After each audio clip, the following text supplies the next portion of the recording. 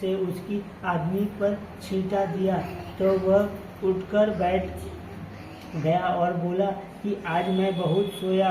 यह बोली, क्यों सोए?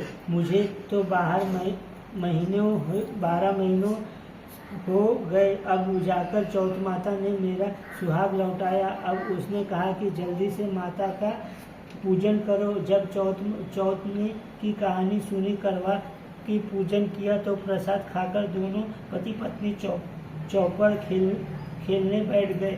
नीचे से दासी आई। उसने उन दोनों को चौपड़ 500 से खेलते देखा तो उसने ससुर जी को जाकर बताया। तब से सारे गांव के यह बात प्रसिद्ध होती गई कि सब स्त्रियों चौथ का व्रत करें तो सुहाग अटल रहेगा। जिस तरह से साहूकार की बेटी की सुहाग दिया, उसी तरह से चौथ माता सबको सुहागिन रखे।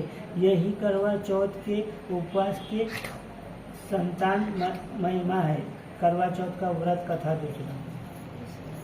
अति प्राचीन काजल की बात है।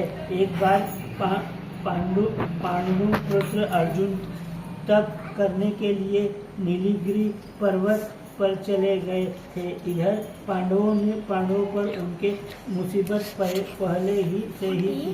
इसकी द्रौपदी ने सब विहल हो गई। कृष्ण की आराधना की। कृष्ण उपस्थित हुए और पूछा, कहो क्या कष्ट है तुम्हारा? प्रभु, द्रौपदी ने हाथ जोड़कर कहा, मुझे क्या कष्ट है? आप तो स्वयं जानते हैं। आप तो अंतर्यामी है। मुझे कष्ट को बोझ से विहाल कर दिया है। क्या कोई ऐसा उपाय है जिससे इन कष्टों को छुटकारा मिल सके? तुम्हारा प्रश्न अति उत्तम है द्रौपदी। कृष्ण मुस्कुराकर बोले, प्रभु, फिर मुझे दुख नारी का कष्ट दूर करने का उपाय बताइए। द्रौपदी ने पूछा। यह प्रश्न एक बार पार्वती जी ने शिवाजी से कर दिया। तब श्री शिवाजी ने करवा चौथ का विधान बताया था।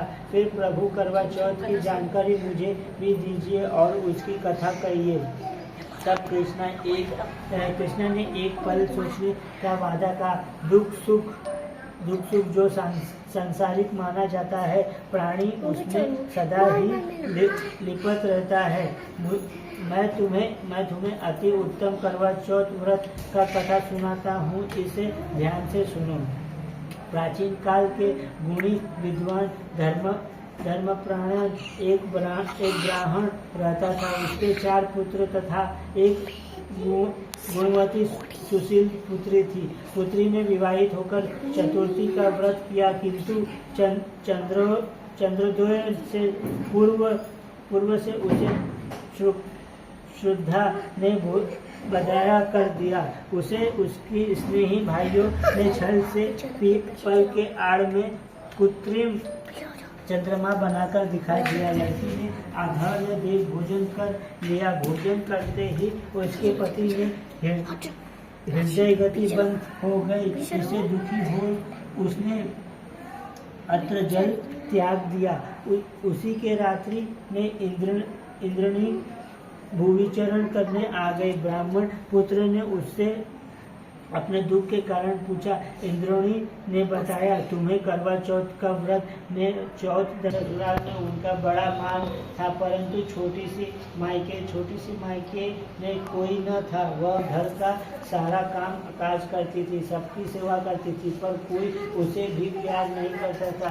उसे दुत्कारते रहते।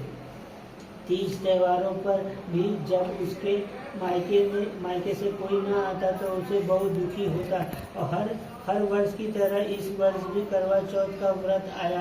अन्य बहुओं ने मायके से उनके छोटे भाई करवा लेकर आए, पर छोटी के मायके से में यदि कोई होता न तो करवा भी लाता। सास भी छोटी को खरी खोटी सुनाती रहती थी।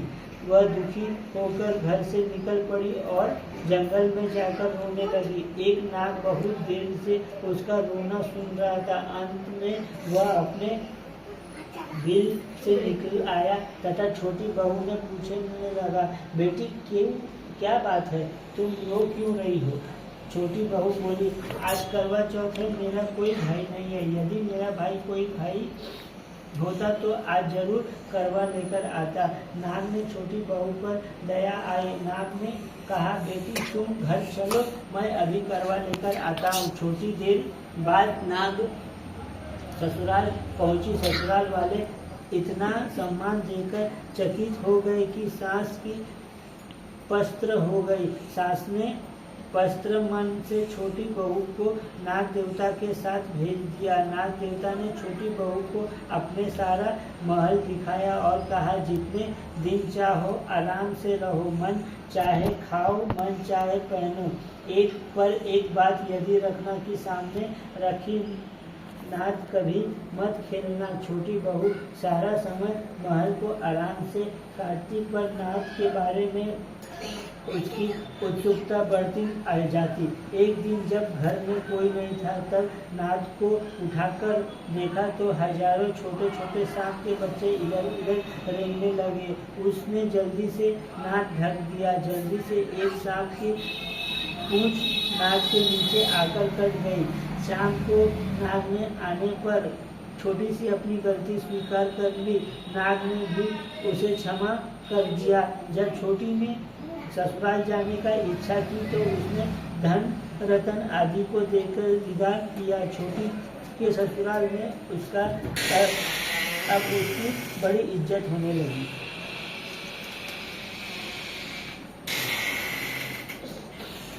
जिस सांप की पूंछ कटी थी उसे सभी भांडा कहकर तंग करते। एक दिन उसने अपनी माँ से पूछा कि मेरी पूंछ कैसे कटी। माँ ने कहा कि छोटी को नाद उठाने और जल्दी में रखने में तुम्हारी पूंछ कटी। तो वह बोला कि मैं छोटी से बदला लूँगा। माँ तो बहुत समझाने पर भी वह एक दिन चुपचाप छोटी से घर में छुपा और मौका पाकर उसने काटने की सोचने लगा। वह छोटी बहू और उसकी सास ने किसी बात पर बहस हो रही थी तो छोटी कसम खाकर कह रही थी कि मैंने ऐसा नहीं किया। वह कह रही थी कि मुझे बंदर भैया से प्यार कोई नहीं है। उन्हीं की कसम खाकर कहती हूँ कि मैंने ऐसा नहीं किया।